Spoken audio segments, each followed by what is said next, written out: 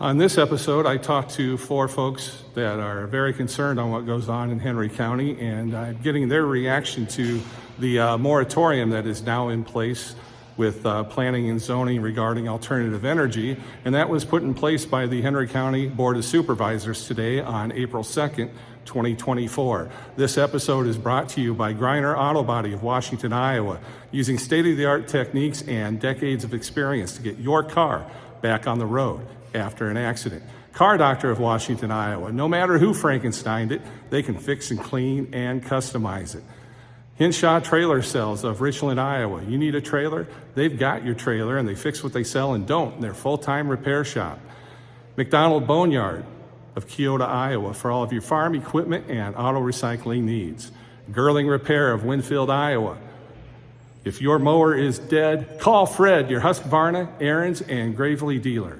B&B Propane and the family of Jet Stops present Southeast Iowa Today. I'm John Bain, author of Christie's Journey, The Beat Goes On, and your host. Let's get right to it. Bill, Stefanie, Melanie, Rodger, congratulations. The moratorium for alternative energy planning and zoning is in place, and that gives everybody a little time to breathe. Any thoughts on that? Well, it might be a breather, but it's a long ways from over. You know, we still have to do the alternative energy overlay, get it in place, and get the ordinances correct. And how do you do that? Well, that's up to these guys. They're the workers. No, we just keep going to the meetings, be a presence at the P&Z with our facts and opinions, and we have a huge following, so we intend to have a presence all the time. Yeah. Now, Stefanie, your thoughts. I understand that you own land in Henry County, but you don't live in Henry County at the current time. But you were concerned, you were approached, I'm assuming, to have the wind turbines. And why were you opposed to them? The impact to the environment, the impact, even though I'm not currently living here, the impact for family and friends. I have a lot of family still live here, plenty of friends, and just the overall impact and kind of the impression about clean energy, which now it's, the terminology is converted to alternative energy, since clean is kind of a misnomer. And that was primarily it. And once you go down this step, or once you go down this path, it's a really hard path to get off of when you've already got rebar and concrete, 12, 20, however deep it goes, that infrastructure, and also what affects the wildlife. It'll never be the same. No, yeah, it's like plunking down a skyscraper. Yeah. In different places. Right. But yeah, with a crane that's swaying across the top. So after today's ruling, do you feel confident that the county will stay in the right direction, at least the direction that you believe is correct? I don't know about that. I just know that there needs to be a good look at the ordinance.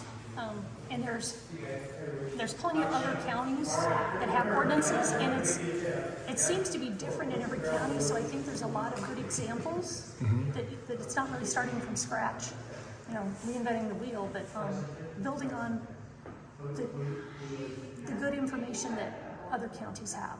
And there seems to be, at least with this point in time, Melanie, Rodger, that this gives time for more information gathering, more examples of what you're concerned with. So we've only really been digging up information and doing research for a couple of months, and it's amazing to me the volume of information.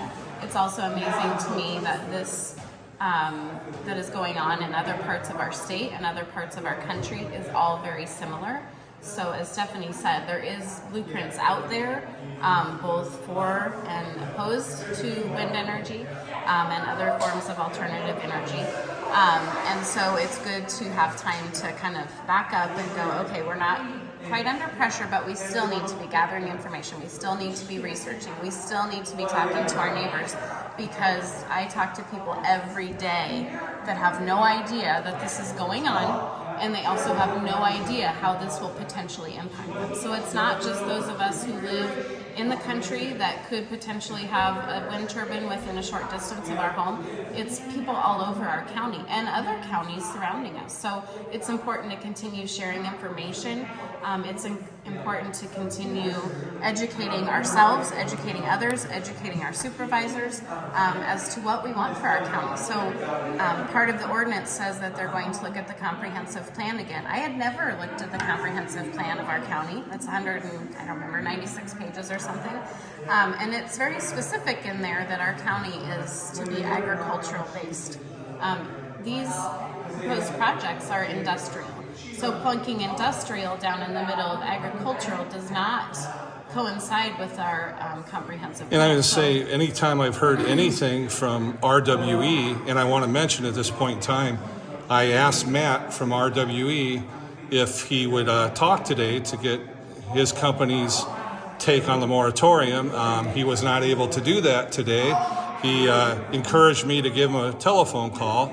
Well, when I do telephone call him, I will encourage him to be on camera like you folks are.